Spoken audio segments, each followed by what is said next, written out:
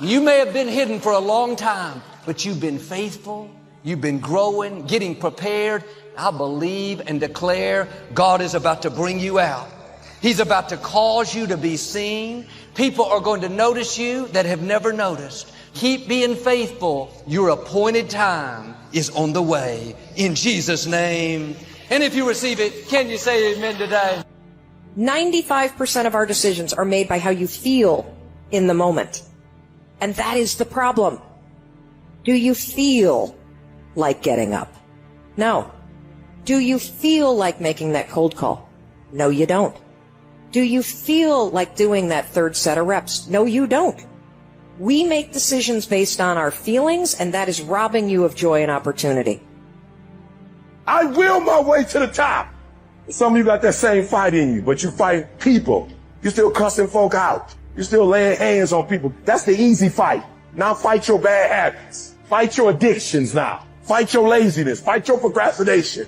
Take that energy now and fight to get a degree. Fight to start a company. Fight. Most of y'all where y'all are because you never take ownership. It's always somebody else's problem. It's always somebody else's fault why you didn't do what you were supposed to do. It's not their fault. Take ownership. Take the parts that belong to you. Why? Because I'm the one that's messing up opportunities. I'm the one that keeps repeating my past. And you need to free yourself up and start doing something new. But you can't do new until you get rid of that old. Cut it off. Cut it off. Cut it off. Do what you're supposed to do. You ain't no boy no more.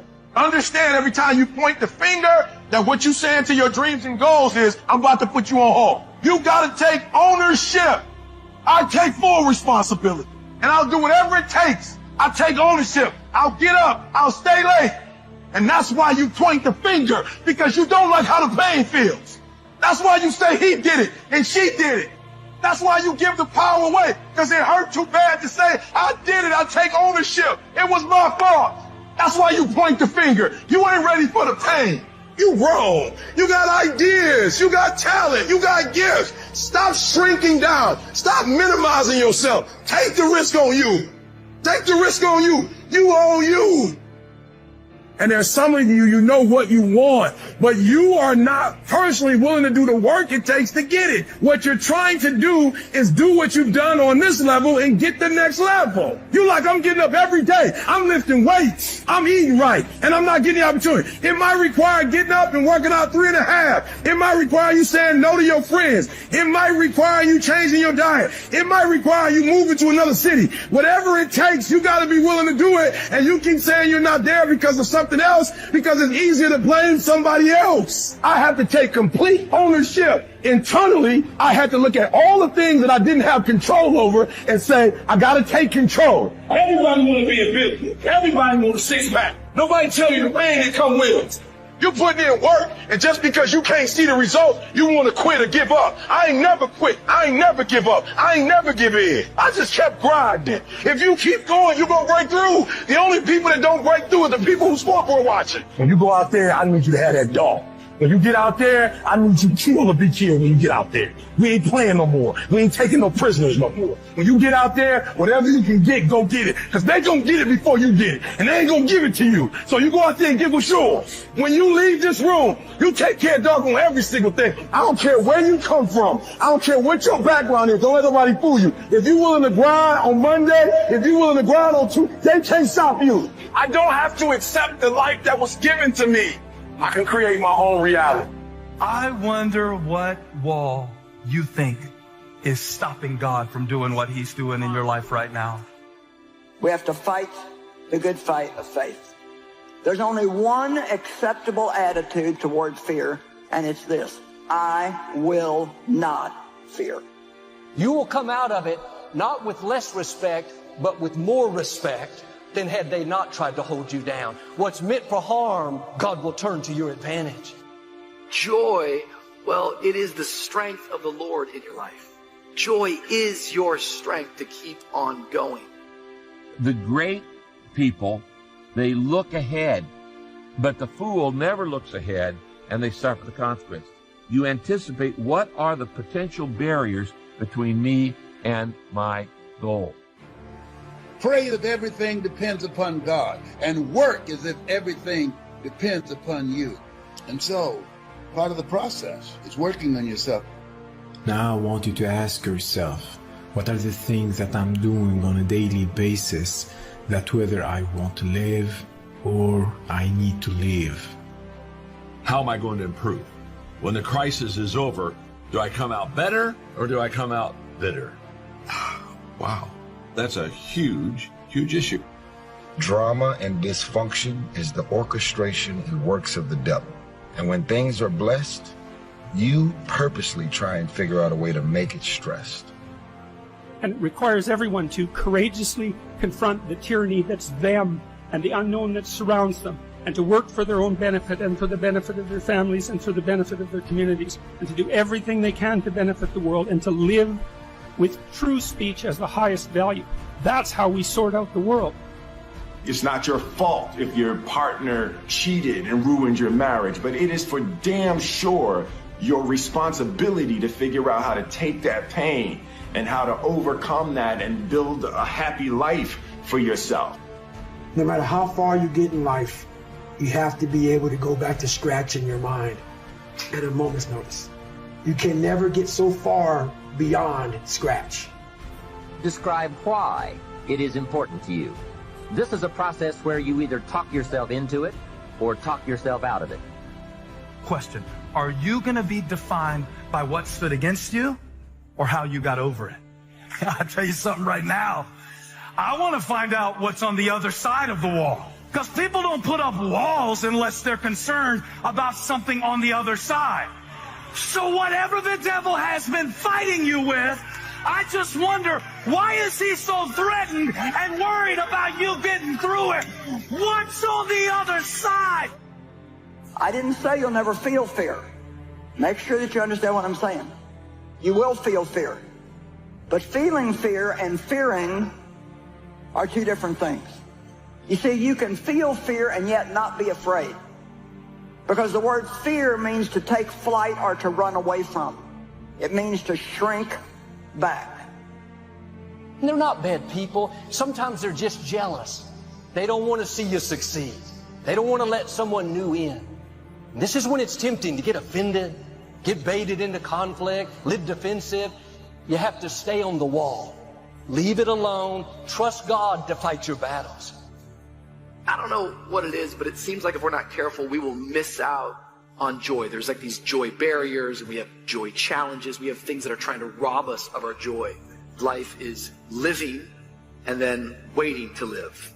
Sometimes if we're not careful, we will just miss out on all the opportunities to actually be living.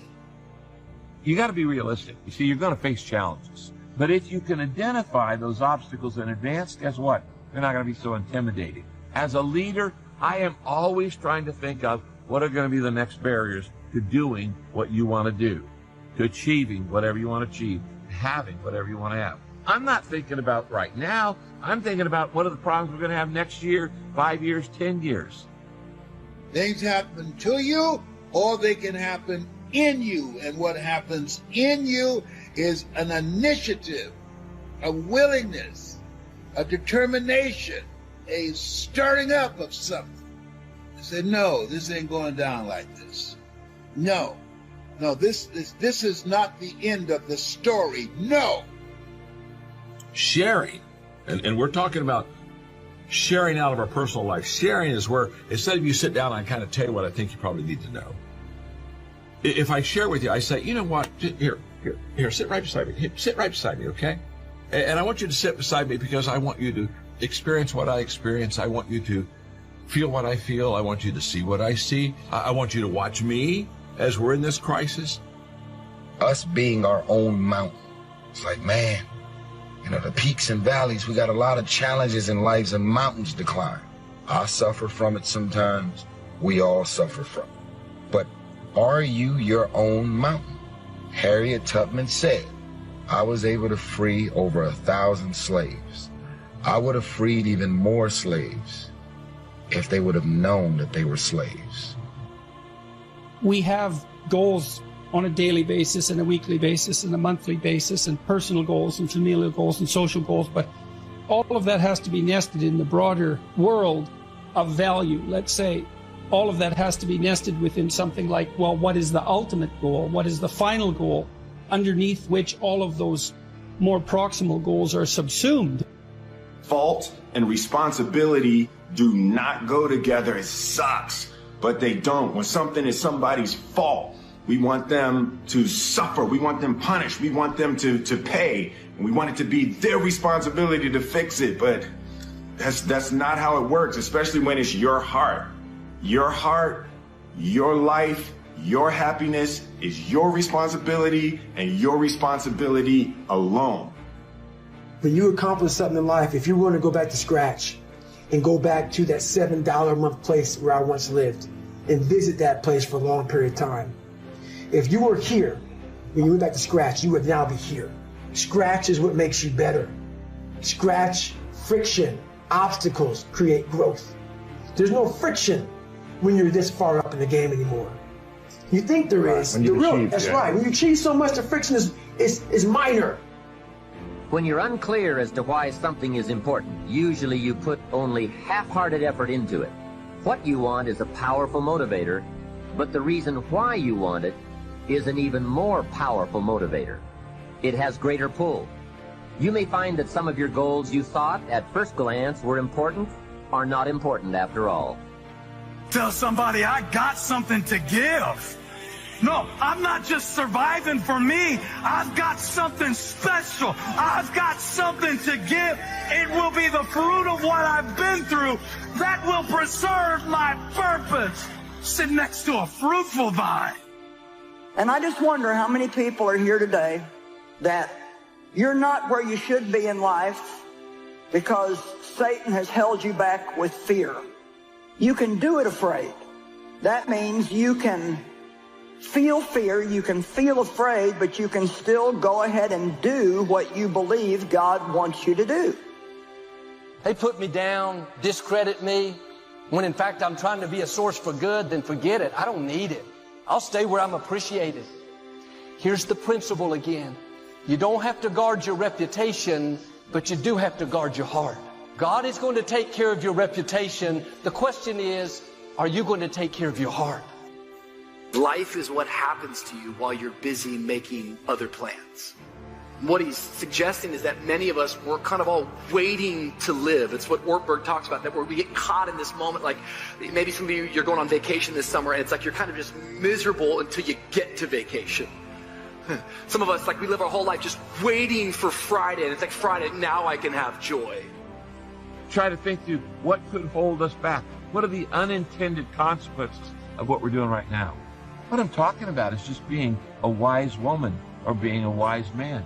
The wise man looks ahead, but the fool attempts to fool himself and won't face the facts. They won't face the facts. Ever met anybody like that? They're in total denial of reality. When I decided I was going to get another house for my mother, I had no clue in how I was going to do it. No clue.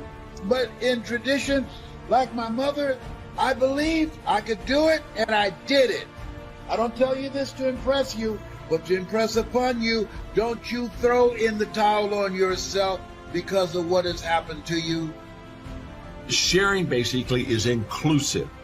It's not, I know something you don't know, I'm going to teach you, although mentoring has that, no question about it. It's kind of like, I'm going to let you on the inside. I'm going to let you see me. It's what I tell communicators all the time. And leaders, do you want fans or friends? If I want fans, I'm going to constantly make sure that my level of excellence is so far above yours that you just can applaud me, but you can say, wow, that man is amazing, but I can never achieve what he achieves.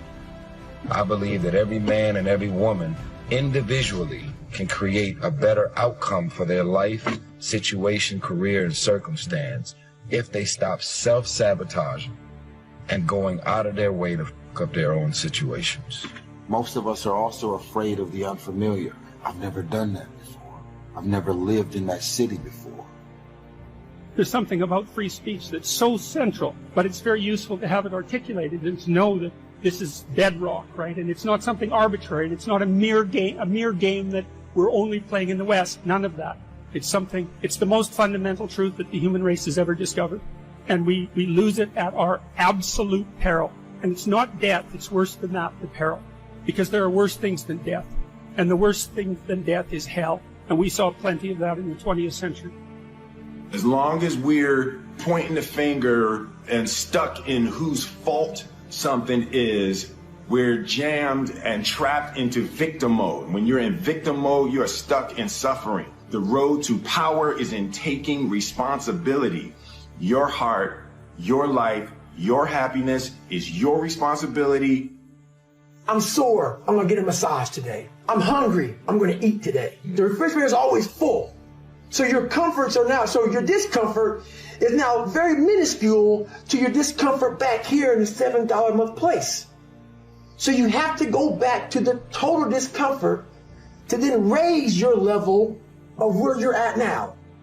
Do some reflecting, refining, and revising. The point is, right now, try to have approximately 4 1-year, 3-year, 5-year, and 10-year goals that you truly believe in, that inspire you, that you've sold yourself on. You know, we live in the days where everybody gets a trophy, everybody gets a ribbon, everybody, oh, I'm so sorry you didn't get what you wanted, you didn't get your seat, you didn't get your opportunity, you didn't get to serve where you want to serve, you didn't get the feedback you wanted, nobody told me it was good. And what made him a vine was what he climbed over. You ready? What he climbed over and what he brought forth. Fear not. And once again, that means to take flight or to run away from. I can't always do something about my feelings, but I can do something about what I do and what I don't do. Maybe I can't help it if I feel afraid, but I can make a choice to go forward anyway, no matter how I feel.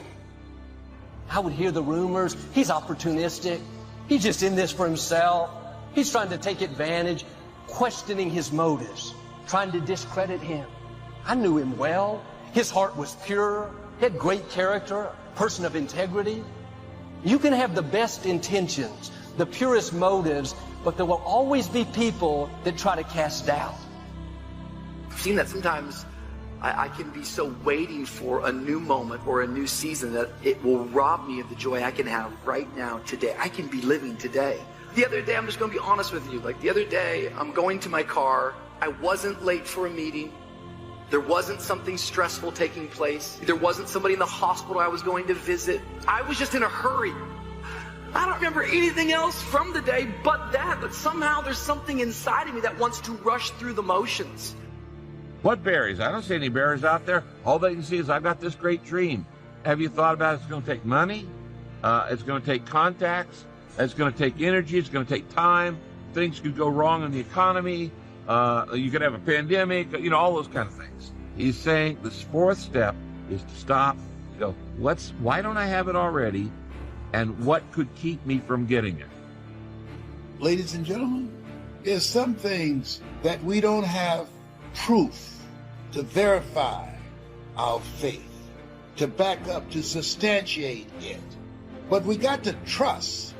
We got to believe that what some way, somehow, the Lord will make a way.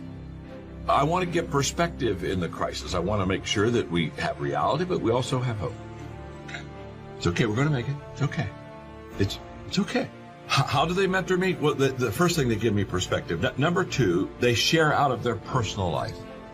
Now, this one I just am passionate about, and I want to do a good job. I hope I do a good job for you. What I'm saying here is when I talk about they share out of their personal life, you sit down and I tell you what I think you need to know. I got all these gifts and all these talents. I'm so ambitious. I feel like there's no opportunities in this city, state, or country that I live in. So why do you still live there? If you want to get into model or anything in the fashion industry, the mecca of fashion and modeling is New York City. If you're trying to get into music, the mecca is Atlanta. To provide a definitive answer would mean that we would have to possess the classic attributes of God, at least his omniscience, to be able to finally answer, well, what is it all for? But we're still stuck with the necessity of identifying the highest level goal. And that's really the identification of that goal was exactly what our traditional religious structures were attempting to do. fighting yourself to maintain positivity is the hardest fight you ever gonna have, right? And it's like that struggle to just stay my course, to, you know, be the person in the world that I wanted to be, no matter what people said. And it was, I started to call it offensive positivity. Whenever something bad would happen, that's the first thing they would do. The head drops, shoulders roll forward, they look down. That sends a direct message to your brain that I failed. I am a failure. That starts the downward spiral to being a failure. On that mound, you can't ever recover. Your chin is not high, because that shows that you're way too proud. Your chin stays here. Your shoulders stay nice and level. Your feet firmly on the ground. After you have determined which of your goals are 1 year, 3 year, 5 year, and 10 year, and after you've made certain your list includes economic goals, things, and personal development goals, I want you to go back to this list again. Now pick out the 4 most important 1-year goals, the 4 most important 3-year goals, the 4 most important 5-year goals, and the 4 most important 10-year goals. Those 16 goals will give you plenty of work for now. Few people like to suppress their temper, choose a salad over a burger, or quit smoking. Sometimes you do need to exercise pure willpower in contradiction to your feelings. Though, even in these cases, there are strategies in which you can exercise discipline up front, such as in the way you structure your environment, that reduce the need for the exercise of much discipline later on. You can also often learn to like these things you didn't like before. For example, you may think you hate vegetables, but if through discipline you eat them regularly and learn to prepare them well, you may actually come to enjoy their taste. It's possible to change what you want to want. Generally speaking, you shouldn't need too much discipline to pursue the basic building blocks of your life, but you will need it to go deeper and more intensely into them, and to refine their practice. So while you can significantly minimize your reliance on willpower, discipline will always need to be an active force in your life. It won't necessarily push you out the door. It won't always be a guidelines that bubbles over, rather than it can manifest itself as a simple, quiet desire, a feeling of satisfaction you may need to intentionally tune into. It's not the case when you do what you love. You will never work a day in your life. Work will still feel like work, but work can be both hard and pleasurable. Discipline is necessary. Duty is necessary, absolutely. Perception is not always reality. None of us wake up and say, today is the day I destroy my life. What we do is we make these teeny tiny decisions all day long. We don't even realize it. All day long, these tiny decisions that take you so far off track. And then you wake up like I did and you look at your life and you think, how the hell did I get here? And you have no idea. It has never been so easy to spend the best hours of your days chasing distractions. You can be distracted or you can get epic work done. You can't do both. Some people, they can't focus anymore. The victim is addicted to distraction. The leader is monomaniacally focused on a few things, so they do not dilute the bandwidth of their focus, their energy, and their potential. I'm suggesting to you, you don't build a wide life and you don't build a wide career, but you go really, really deep. You got to stay in your lane. You got to keep the main thing the main thing. You got to stay on your mission and not be distracted. You know what you have to do. You're paid to be where you need to be, and don't let anybody distract you from getting your job done. You're paid for what you do and for what you produce, and not for what you're distracted from doing. Divorce yourself from the herd. Get serious about this. This is your game. This is your life. And before you know it, you will be at the end. We all know that life goes by in a blink.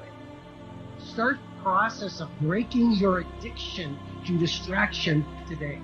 Think about where you spend your time. Is it being wasted or is it being utilized? Handle the stuff in front of you and find every area of your life that you're just like, gosh, I'm spending a lot of time doing this stupid stuff, and get rid of it. So you end up just wasting no energy on things that don't matter and focusing all your energy on things that matter. When you understand that you always have a choice to go from autopilot to decision maker, everything in your life, because you will.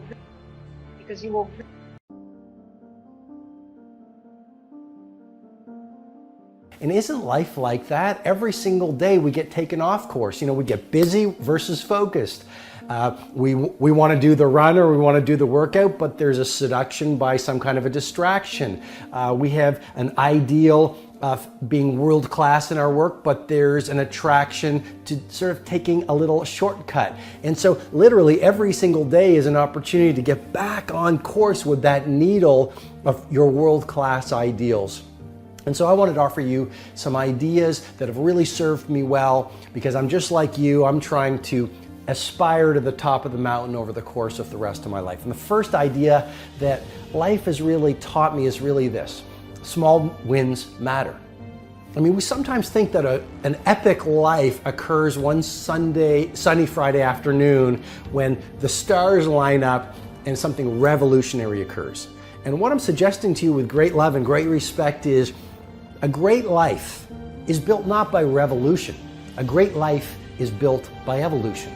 Small and steady wins the race. What you do every day is far more important than what you do once every decade. I want you to really think about that idea. What you do every day is simply your life in miniature. And as you live every single day, so you're crafting your life. What you do over the next hours is really building your future. And if you can just get, and I can just get every single pocket of 24 hours right as best as we humanly can, the rest of our life is going to take care of itself. So small wins matter. You know, the moment in front of the customer where the pull was to go average and you become merchant of wow sets you up for the next day of a way of being of wow. The little win with your family when you feel like watching TV sets you up for another win the next day.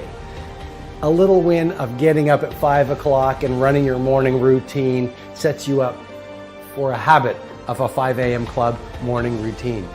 Small daily improvements over time will lead you to stunning results. Tiny wins are the way to greatness. And that's one of the things life has taught me. When you look at the great companies, whether it's an Amazon, whether it's some of the tech startups coming out right now, whether it's a Zappos, whether it's a FedEx, whether it's a Nike, whether it's a General Electric, whether it's some of the little shops in your neighborhood that we really admire because people still cook the food with love, or they serve the food with love, or people have an attention to detail. Great companies are built by those small, steady optimizations every single day. If you look at any great product, it wasn't just one day that built the great product. It was a culture and a mindset of daily innovation and optimization when done consistently over time, which led to world class. Let me show you this. We all live inside a bubble, right? This is our world.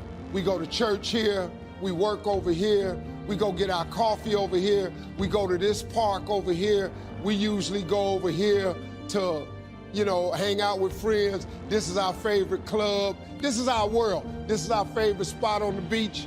We all live in this bubble. What you gotta do to get the life that God wants you to have, you gotta put more air in your bubble. You got to blow your bubble up. Expand yourself. Take yourself out your comfort zone. Do not live in your bubble. Put some more air in your bubble. If you stay in your comfort zone, that's where you will fail. You will fail in your comfort zone. Success is not a comfortable procedure. It is a very uncomfortable thing to attempt. So you got to get comfortable being uncomfortable if you ever want to be successful. Start putting some pressure on. Put some pressure on yourself. Get out here and get about it. Look, I'd love to sugarcoat this thing for you.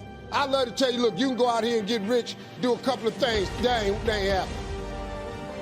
You got to get real doggish.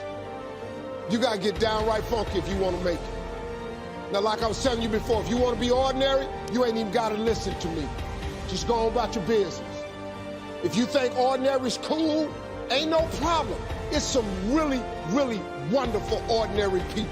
But if you are sitting in this room and you have extraordinary aspirations, then you're going to have to do extra.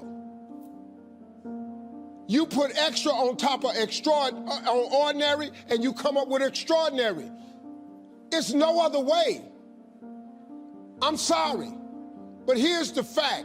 All of you have extraordinary capabilities, all of you.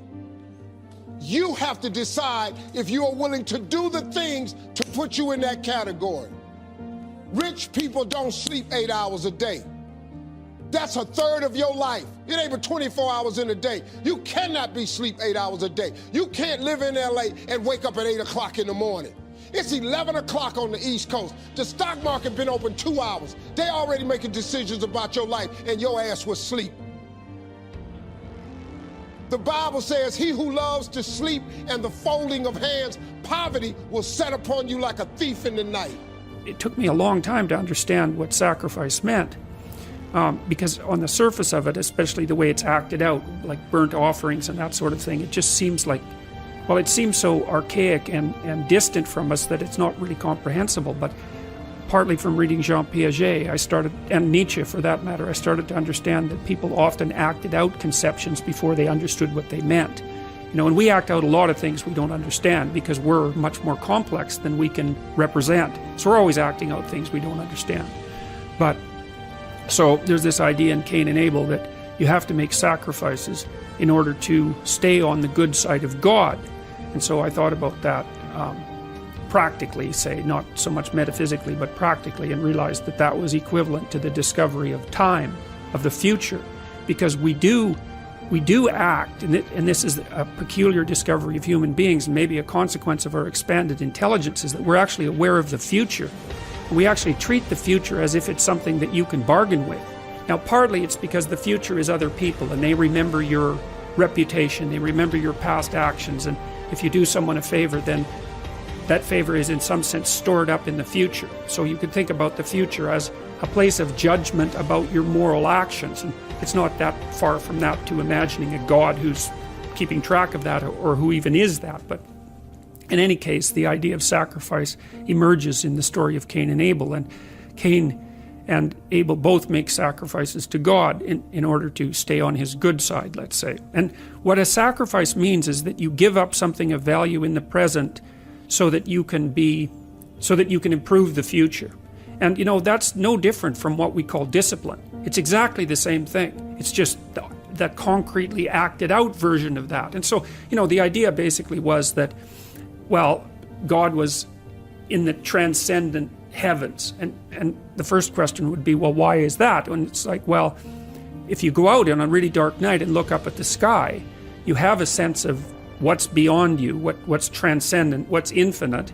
And so to associate that with the highest of values is a reasonable association, right, from an emotional point of view. So it's not particularly primitive. It's a smart metaphor, or it's a smart intuition and it's above you. And you know, we tend to think of when you're moving towards an ideal that you're moving up, that you're moving above, you're moving to the mountaintop, right? You're going up, not down. And so it all sits within that same framework. And it's partly because when you go up, like on a mountain, you can see for long distances, right? So all those things are tangled together. So anyways, so the idea is that you have to give up something of value now so that you make the future better. And sometimes it's even something you love now, and that's a good example too, because often the things that stop us from moving forward are our attachments to things that we should no longer be attached to, right? And in fact, you can almost make that definitional. If you're not moving forward in your life, there's a high probability that you have some idea or some mode of action or some habit that you're so in love with that you won't let go of it.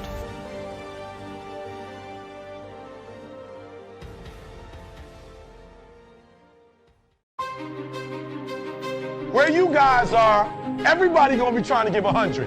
So you gotta go 120, right? When I tell you motivation is life, when I tell you that I need you the next 100 days I need you to stay plugged in, right? Because the days you're not plugged in are the days you don't get 120. They say an alligator is so ferocious it'll kill a lion. But I can kill an alligator with my bare hands. Little old E.T., how? They say when you want to kill an alligator, you kill it right after it eats. Because right after it eats, it gets satisfied. And it goes to a state like it's almost paralyzed. Some of y'all in this room, are you paralyzed? You had a little success? You done what nobody else in your family has done and now you chilling? Come on, you ain't hungry no more? Next 100, I need you to stay focused. Why? You should still be hungry. What have you eaten that's got you satisfied? What have you done? What have you accomplished that got you so full? I'm a contender, but the next 100 gonna change my life. It's gonna change this world. We're ordinary people doing extraordinary things. If that's you and you're feeling me, just say, I can. Come on, I can. I can. Come on, one time. Yep, I will.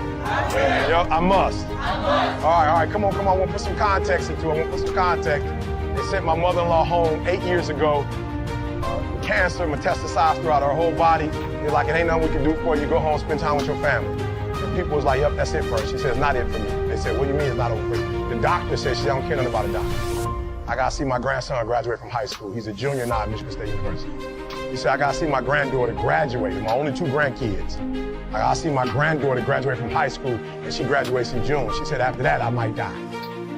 But up until then, I ain't going nowhere. Are you hearing what I'm telling you? And what we said to each other is, I can get through this. I will get through this. I must get through this. So I just need you to think about 3 people in your family that you love. 3 people. 3 people that you love. 3 people. You got them? They there? You got them? This is what I need you to do for me. Because some of you have a hard time staying motivated for a straight 100 days. So what I need you to do for me is I need you to think about those people every day when you're doing what you're doing. You have some days when you just want to hit the snooze button, raise your hand for me. You want to hit the snooze button, right? So watch this. This is what has to happen. That person that you think about has to be louder than the snooze button. So when you think about Granny, you gotta think about, do I hit the snooze button or do I get up and make it happen for Granny? Are you hearing what I'm saying? Who are you doing this for? So the days you don't feel like getting up, just think about them. Somebody tell me in this room, when you think about your siblings, when you think about mom and dad and grandma, when you think about your uncle and aunts, when you think about those coaches, those people who've been there for you, just raise your hand if you say, E.T., sleep is better than that. Just raise your hand and tell me, anybody in the room, sleep is better than them, E? Raise your hand, somebody tell me, E.T., you don't get it, you don't know how hard it is, E? I probably don't. I just lived in the abandoned building. Hey, I trash things, I probably don't. Maybe I ain't never been through what you've been through, but I've been through my go-through. And you don't get here by quitting when you're tired. You get here by quitting when you finish, when you're done. You don't stop when you're tired. You stop when you're done. You stop when you complete it, when you execute it. Execution is worship. And so I execute for my mom. I execute for my grandma. I execute for my sister. I execute for those kids in the hood who are looking for a role model. That's why I wear the hat. For the PhD, that's why I wear the J's. So when the kids in the hood look at me, they say, if E.T. can do it, I can do it. That's why I can't quit and give up, even though I get tired just like everybody else. Why? Because this is what I do. This is my lane. This is your lane. You gotta murder it. So when I ask you, you got energy, don't play with me. When I say again, you got that energy for the next 100 days, I need to feel your soul in this room. All right, I can? Come on, I can? Come on, I can? I will. I must. Come on, I can? I will. I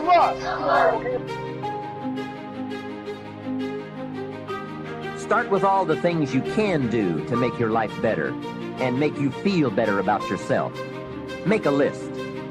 Life will give you some pretty big challenges if you can handle the small ones.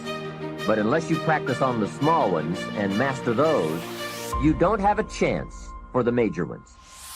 A man strides out of his house to go straighten out the corporation, and he has not yet straightened out his garage. Who's kidding who? So work on all the disciplines that will improve the quality of your life. And here's an important thought. Everything affects everything else. Every lack of discipline affects every other discipline. Mistakenly, the man says, "This is the only place I let down." See, that's not true. Every letdown affects the rest of your performance. Now here's the positive side. Every new discipline affects every other discipline. Every new thing you try affects the rest of your performance. Isn't that exciting? So get started on every small discipline you can think of. You can't believe what it will do for your self-confidence. And remember, the greatest deterrent to success is lack of self-confidence.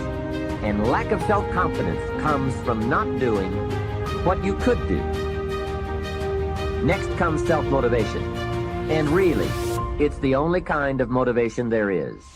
Self-motivation.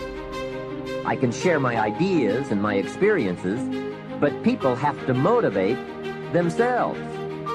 Hey, I found out you can't change people. They can change themselves, but you can't change them. In management, we learn good people are found, not changed.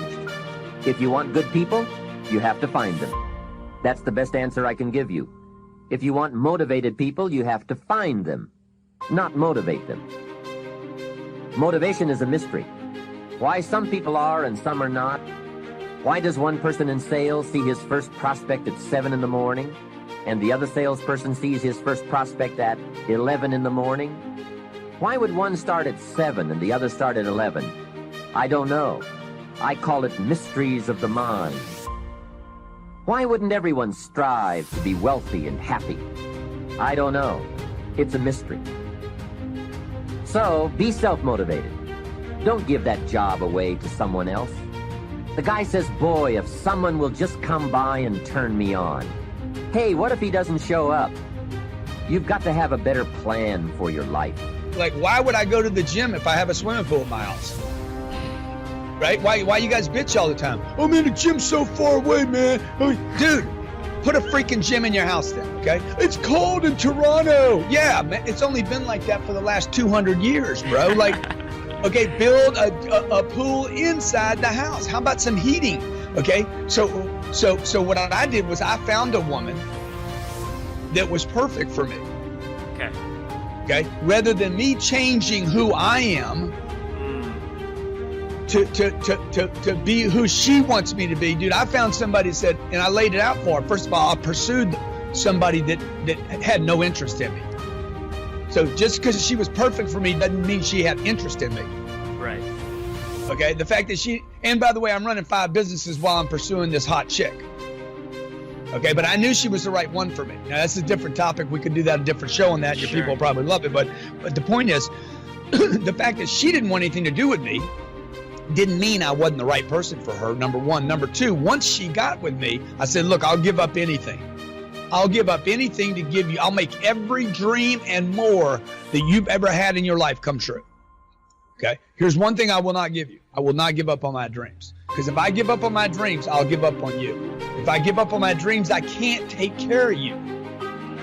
Right? So when Jay Wong becomes obsessed with your purposes for being on this planet, you have more than one, by the way, I believe. I think you have many. When the individual becomes obsessed with their purposes, man, then they got to bring people in that benefit from that and create a life, not a job, not a charity. I'm not going to go do a bunch of other things. I'm going to do my life, and everything in the realm of this sphere of this life thing that doesn't have any lines, okay, all is impacted because of it.